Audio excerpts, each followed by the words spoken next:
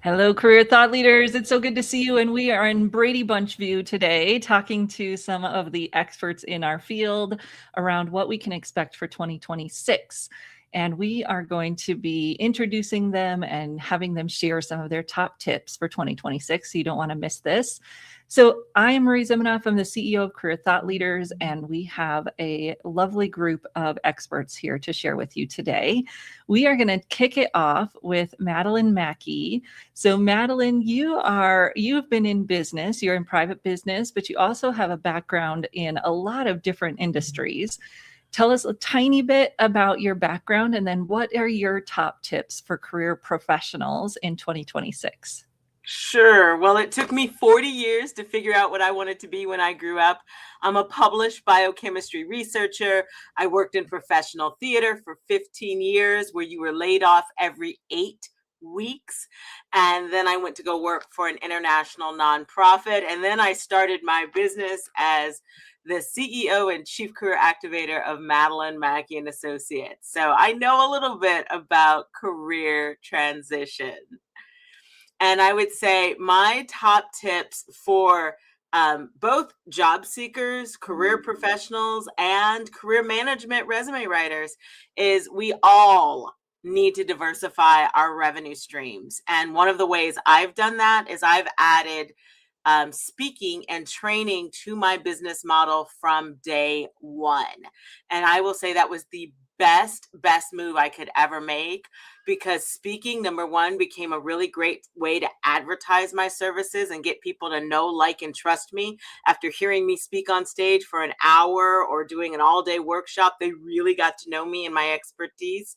And eventually people started calling me and saying, come speak at our conference, come speak to our employees. And that has been a lifesaver, because now I have government contracts, corporate contracts, and all sorts of roles all related to speaking. So my advice to everyone is find something you enjoy doing and see if you can turn it into a side hustle or another revenue stream. Oh, I love that. And the entrepreneurial mindset that we all need to have going into the future. As you're saying, doesn't matter if you're running a business or you're employed, finding those ways to add to your portfolio is key. So thanks for sharing that. And we'll circle back around. So if you have questions for Madeline, drop them in the chat. If you've got an awesome thing that you do to increase your revenue streams, you could share that in the chat as well. So say hello and let's hear from Angie. So Angie, you've been in several different careers and now helping careerists in their jobs.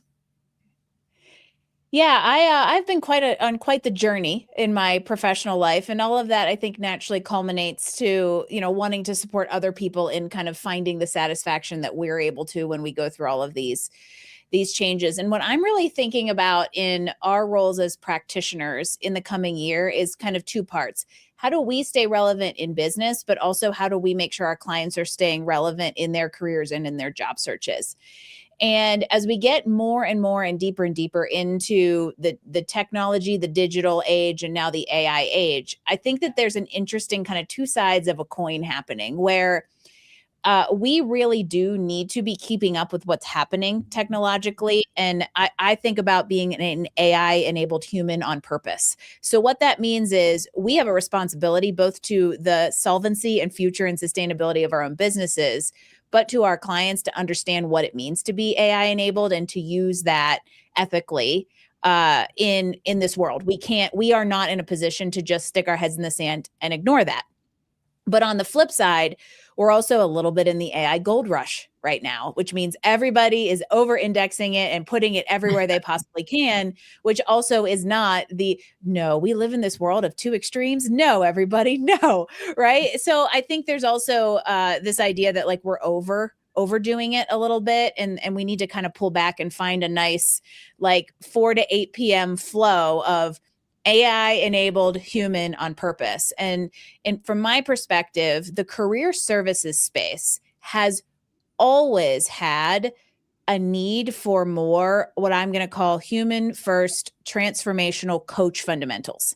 And this is not dogging any of us. I think that the service we provide is naturally very transactional, actionable, and people come to us because they want those very tangible outcomes-based services. But that doesn't mean we can't create transformation at the same time. And if we approach our businesses with this very human first idea of helping these people that want to go through through career transitions transform, or helping them understand what it's like to be enabled with AI, we are actually setting ourselves at a completely different level and differentiating ourselves from other coaches who may still be operating at that very tactical level. Because I do truly believe that the future of coaching is human. And if y'all have been in some of the coach rooms I've been in, you would realize how available we have. Like, the AI has not been adopted in the coaching industry very, very much. And so we have a huge opportunity to be enabled by that, while also being very human first in how we support our clients. Well, I think there's a huge group of our professionals, like you're saying, that have the upper hand already, right? We have, I don't know if Angie's We've still got a talking, troller, or but if it's I'm cool. talking over him. Okay, there we go. For a minute, like, I could see you talking, but I couldn't hear you anymore. So we've got a bunch of professionals that are trained in counseling, career counselors, and a large audience of ours is career counselors inside of universities. And they're worried that they're going to lose their job because students want the technology. But what I hear you saying is lean into the fact that you have these helping skills, and you may have deeper helping skills than other career providers or practitioners, because you come from this counseling background, you come from that helping skills already. And of course, having a master's in counseling myself, that's what our programs have always focused on, is building the transformational human connection skills. And then when we started teaching technology, it's just the way to make it even better. It's the way to spend more time on the transformation, because you're using the technology to do the parts of the job that can be sped up with technology. But I really do believe, I wish that soft skills had never been a term that was put out into the world and made to be just broad scope truth, because I really think human skills are where we need to focus, because AI is going to help us all be intelligent, right? It brings us IQ, it brings us access to knowledge, but it doesn't give us wisdom, and it doesn't give us the human skills that help us build the connections that I think people are going to seek. And that's where I think we have an opportunity. Yeah. Well, let's go to Anthony, because Anthony, you are doing this on the front lines in a community college setting where you're trying to put together the AI and the helping skills that your students need to launch their careers. Hi, everyone. Thank you for having me, Marie. I appreciate it. Can you guys hear me? Yes. Okay, good. Okay. Marie kind of paused there. I was like, oh, my audio isn't working. Anthony Musso, Highland Community College. We're in Freeport, Illinois, which is Northwest Illinois. We're like an hour from Wisconsin, an hour from Iowa. So we're like in that corner there. Yes, I've been working in higher ed for the last 6 years. And prior to that, I was an employment case manager for the homeless population in Rockford. And that kind of led to my career in higher education. I have been for the last 2 to 3 years. I would not say I'm an AI expert by any stretch of the imagination. I think I could name a few, but I don't think I'm one of those. But I have attended many trainings. I've explored with it myself. I would say I am a regular user of AI, and I did see the need to bring that into higher ed and bring that to students at a kind of a beginning level type of thing. And that's what I'll talk most about in the conference in April, while also talking about how we've expanded career services across campus at Highland. Yeah, and you're using some assessments and some generative AI tools, and of course, community college students, it's a broad audience. You're seeing traditional age students, you're seeing a lot more non-traditional students, and I love how you're bridging all of that using some of these tools. Yeah. And then Deborah, kind of on the other end of things, working with executives, and what are you seeing in that space right now? Oh, wow. Yeah, that space has been a roller coaster this year. So I'm Deborah Boggs, founder and CEO of DNS Executive Career Management. I'm based in Maine, but our team is nationwide. Really excited to be speaking at the conference this year about a topic that I love for our group is business development and how we really grow our businesses as career practitioners.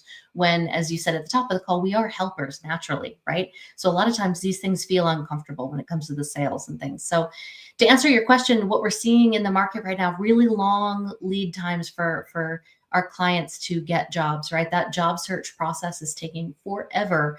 We're seeing, 8, 12 months for a lot of executives and 7 to 9 rounds of interviews. So it's a really long process because it's, it's an uncertain market and people are getting jobs, but it is really lengthening. And what matters for us as practitioners is that our clients are also uncertain right now, right? About what to do, how to get help, what help they need, things like that. So we're seeing the sales process really lengthen as well. And so I'm going to come to the conference to share how to capture more leads through some lead magnets in ways that just feel more natural for all of us, because we are all helpers. Because I know our team, certainly myself included, and most of our colleagues are incredible at putting helpful content out into the world. We put an incredible amount of content out there. And what I actually really learned about myself earlier this year at a business mastermind group that I'm part of is that I'm doing almost nothing to capture that. People are reading it, people are getting help from it, and I'm not giving them the opportunity to raise their hand and say, I'd like more content and learn more about you, other than going straight to a sales call. But there's so many other steps that people need from us right now. So I'm going to be sharing how to build really easy lead magnets that people can raise their hand and say, hey, I like your content. I'd like to see more of it. And then you can nurture those relationships so that they call ready to buy when they're ready. So really excited about this. Going to make it really approachable for everyone to do this in a way that feels natural to you and not in a way that feels salesy or overly pushy, or all these things that I feel that a lot of our colleagues struggle with. So really excited about this topic, and I'm testing some lead magnets now. So I'll share some data too for all of us fellow nerds. Yes. Well, and it's become an opportunity for people to connect, right? It's that you're offering them ways to, I call it joining your community. It's not just about pushing sales. It's not. It's about getting the information, about sharing things. We share an incredible amount of content through YouTube, through a podcast we launched this year, through our newsletter. I had to get really comfortable with emails. Guys, I sent an email once every 2 years to my email list because I didn't want to bother anyone. That's crazy. And so now I send emails about once a week, but most of the emails, 80% of the emails, are really helpful in nature. And then only a few are related to sales.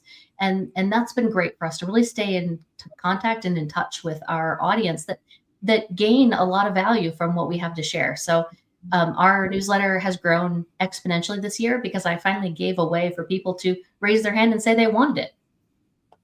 Oh, I love that. Yes, we don't get if we don't ask. And people the same way, they want help. And if we don't give them a way to ask, they can't get help. So just if you're just joining us and you're thinking, what is going on here? We are talking with experts from across the field. They are giving you some tips to help you with your business, with your practice. And we're giving a little preview of the symposium because our registration price will increase on December 18th. We'd love for you to join us if you are a career services practitioner in private practice, in the university or community college space. We always have some military folks join us, especially when we're in San Diego. So we'd love to have you join us in person where we can really focus on our learning and get together and think about how we help people better. Especially today, I saw the numbers come out that the unemployment rate has gone up. People need more help than ever, and we need to sharpen our toolbox so that we're ready to do that work. All right, so next, Erica, you would help people with their career change as well, and also working with how we can incorporate AI in a way that helps us serve people better. Go ahead and share a little bit about yourself. Uh-oh, we might have had a freeze.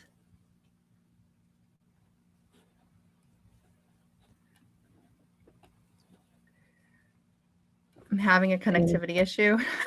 Oh, there we go. Okay. Sorry about that. Can you guys hear me now? Yeah, we can hear you. All right. All right. I think one of the biggest challenges and going into 2026 to kind of think about is job seekers are so overwhelmed right now, and they're so anxious about what's occurring within their space, but also within the world. And, coming of it from that lens of like identifying that a lot of our individuals we're working with are burned out, and their confidence is lacking, and they need a lot of emotional and regulation coaching. And also I think they're concerned about AI taking their jobs, and we're looking at it from that lens of how do we integrate technology and AI in a way that enhances and not replaces the human communication, which is in the human connection. And I know we've talked about that, so a lot of us have some like synergistic messages, which I appreciate. And I really want people to walk away with practical ideas that they can totally immediately apply to their work, and whether they're supporting students, job seekers, or professionals navigating change, that they have.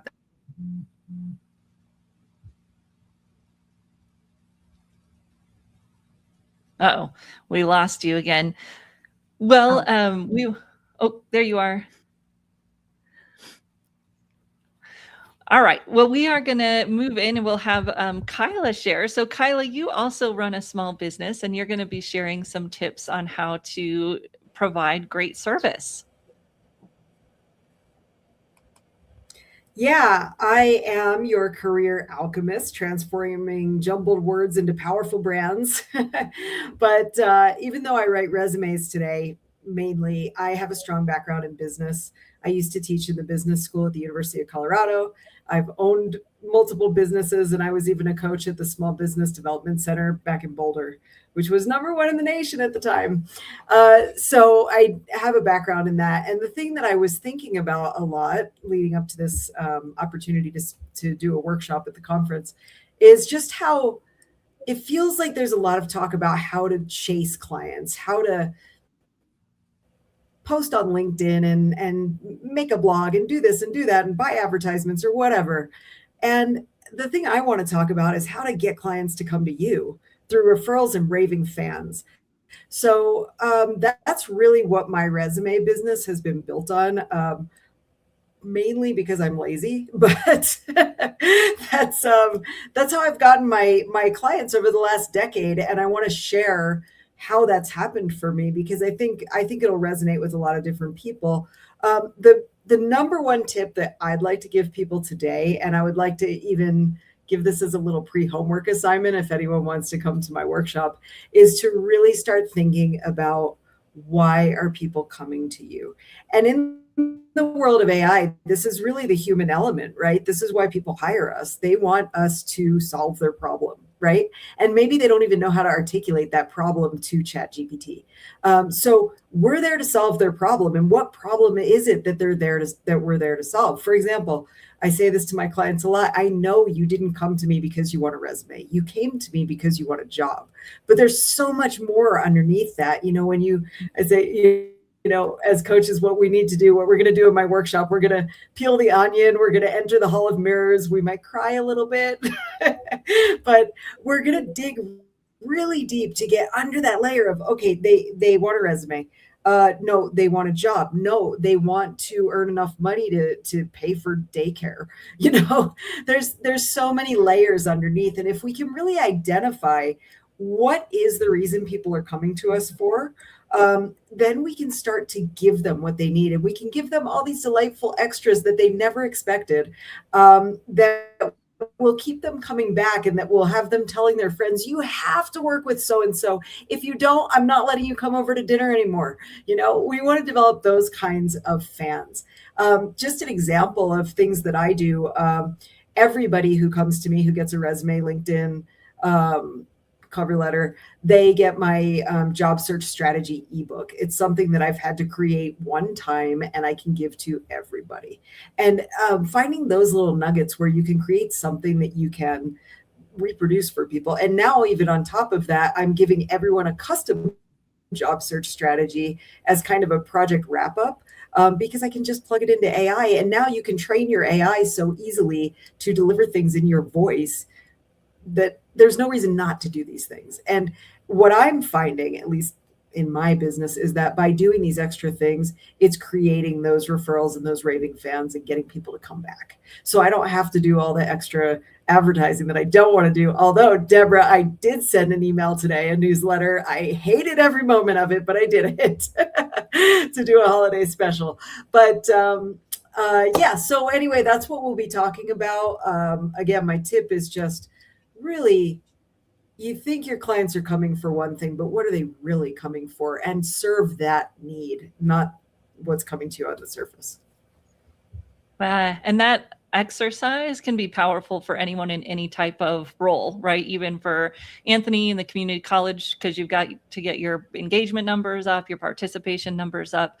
And so you're thinking about the same thing. And we just finished a boot camp with some business owners where we were going through that process of thinking about for 2026, what are you going to focus on? What services, what is that going to be?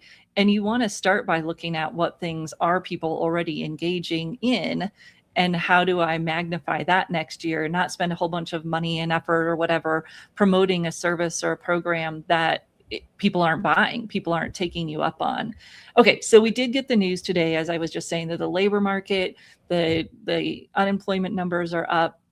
So let's shift gears just a minute. And for those coaches or counselors that might be helping job seekers who are struggling right now, what is your top tip for helping those people launch 2026 job search? Like, what is the best way that we can help people get out of a job search rut and finally land in 2026?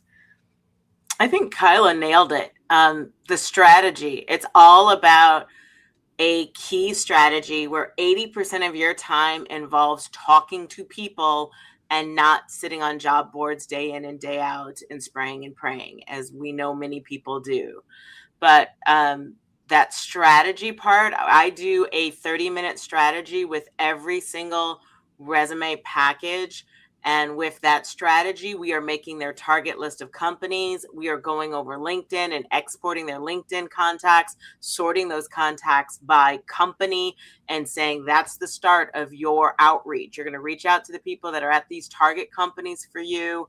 And then what is the templates? Here's the templates that you can use to reach out, like creating those things with AI, and then just over delivering to your clients and saying, here is everything you need, and breaking it down into 3 steps. When they work with us, they get 3 steps after every call. Here's the next 3 things you have to do. But it really, really is about a strategy that is focused on engaging with humans, not online job boards.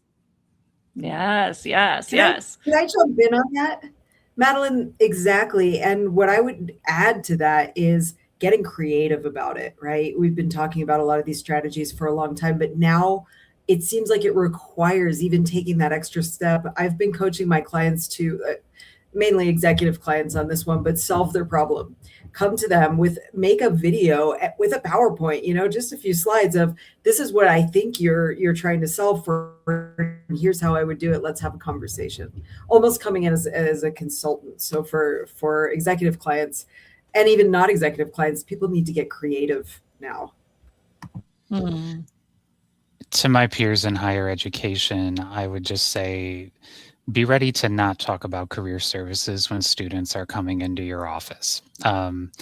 They could be facing some housing insecurities, some food insecurities, some other things. Be ready to not talk about career services right away when they come into your appointment, and know what campus resources are available, know what community resources are available, but also realize, as the career services provider on the campus, as much as we want to wave our magic wand and fix everything, we can't. So know what resources are available. Be flexible to not have that career services conversation right away. And I think in private practices, as I'm not as familiar with, but I think they would echo this, that like sometimes you can't talk about the career stuff yet until you've cleared some other things out of the way as well. And I think we saw that in 2025, and I think we're going to see more of that in 2026. So I wanted to add into that for higher ed plugin. Yeah, we one all thing have I to acknowledge the whole person, right? Go ahead, Deb. Yeah. Oh, so sorry. That's so important. And I think all of these tips are absolutely spot on. And the one thing that I've been seeing it in the executive space, certainly, but really for candidates at all levels is this happens all the time, but it really happens when people start to panic, is that they start to widen their net and they try to go after all things and they can't. No one is hiring generalists right now. No one is hiring generalists. And so to have a really strong strategy, you have to have a hyper focus. And so we've been really not just encouraging, but really making our clients pick a lane. And it doesn't mean that that can be the only thing that they entertain, but it really focuses their search. So they're not trying to, have millions of virtual coffees that go nowhere or millions of online applications that go nowhere or whatever it is they may be doing, but focus on their ideal role, but also the ideal company so that they can put a value proposition together that really is really compelling to their target audience. And then that also flows with the rest of the resume, LinkedIn, and then their job search strategy. You can't really have a strategy without a focus. And so we really are encouraging people to focus more than is even comfortable, because that's when you can put a really impactful value narrative together that actually opens doors. And that's one thing that most people are really resistant to doing right now. Yeah, man, that takes courage because it feels like you're eliminating things. But if you're not specific, you're not attracting anything. You're not compelling to anyone. Exactly. Well, and I'll add something that kind of brings these together a little bit. It's marketing 101, right? We all think trying to be everything to everyone is going to increase our odds, but all that does is dilute you, and now you become nothing to no one. Mm-hmm. And that is true in our businesses and very true in a job search, which we can take a lot of examples from, I would say, the business and marketing world. And I think everybody made a really clear point here that you have to have a strategy. We are way past the get trigger happy on the apply button and apply to 100 jobs, get 7 interviews, get 3 offers and choose from one. The challenge we have there is specifically in something like the tech sector. If you haven't job searched since 2022 or earlier, you don't know that's the case. You don't know that we've moved from 6-week job searches in tech to 6-month plus. And so to me, there's a couple things. One, it is everyone needs to have a strategy. And I think there's a lot of notes that all job seekers should be taking out of the way that executives have always searched for jobs. Clear value proposition, tight niche, clear targets. 2, I think that we need to be, as practitioners, out in front educating job seekers and would-be and soon-to-be and everyone to the fact that job searches aren't 6 weeks long anymore, so that the point of intervention comes a lot sooner than the holy crap, my severance ran out and now I have no money and no prospects and I've been doing this for 6 months and spinning my wheels.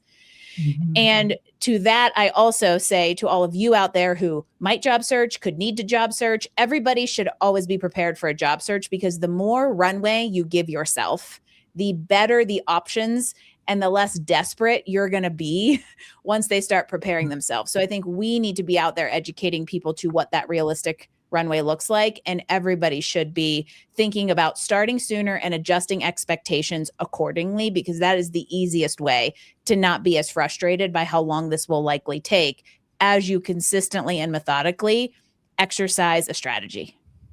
Mm-hmm. Yeah. So Erica, we were just giving some tips to people that are helping job seekers or job seekers themselves for how they can get more job search success in 2026. Great. Well, I think, as you all mentioned, like the future for us as practitioners is that we're part strategists, right? We're educators, we're coaches, we're guides, and we're setting up frameworks for pathways of individuals that we're working with. And we're leading them in these directions, all understanding what they're going through without taking those on personally, but really being empathetic in this space, but also being motivating. And, it is wearing many different hats dependent upon the individual you're working with. And I work in the tech sector a lot. And I think that every day can be very deflating for a lot of individuals like NVIDIA and just all of the different layoffs every day. So it's just keeping that morale going for the individuals that we're working with is going to be really important just across the board. But I would say in tech specifically right now, I think that it's just they're struggling, and we need to be there for them and show them that there is a future and be supportive for them. So I think anything we can do to continuously empower, engage, and prepare, I think is really important. Thanks. So if you are in career services and you feel motivated by these conversations, like this is the things that happened in the hallways. When my master's professor told me years ago, he said, Marie, the magic of a conference is not with your butt in the chair. Like the magic of a conference is what happens in the hallways. And this is why we go, because you can sit on a Zoom event, you can talk to people all day over the little pictures. But when you get in person with people, there's just a magic that happens. There's a connection for referrals, for connections, for all of the things that will happen in your career as a career services provider. These relationships that will help you through your career and your career trajectory. That's why we go. Yes, you're going to learn from these wonderful people that you see on screen and get their expertise, their frameworks, their tools that you can take and help your clients the next day. But then you're going to have these lifelong connections with people that will be your support group in this profession that is often even misunderstood on a college campus, let alone from small business to small business as we sit in our own little fiefdom sometimes with no one else to talk to. So I love this group. I love these events because it gives you that opportunity to do that. We welcome all career services practitioners from corporate, nonprofit, university. It's kind of one of the unique spaces in the field where people come from all these different places to share ideas and to do the best we can do for our clients. So thank you all for joining and sharing your insights today. And please, if you've been watching today, reach out and connect with these folks and build your network so that we can all do better at helping our clients succeed in their careers in 2026 and beyond. Thank you, everyone. We'll see you again next Tuesday. Thank you.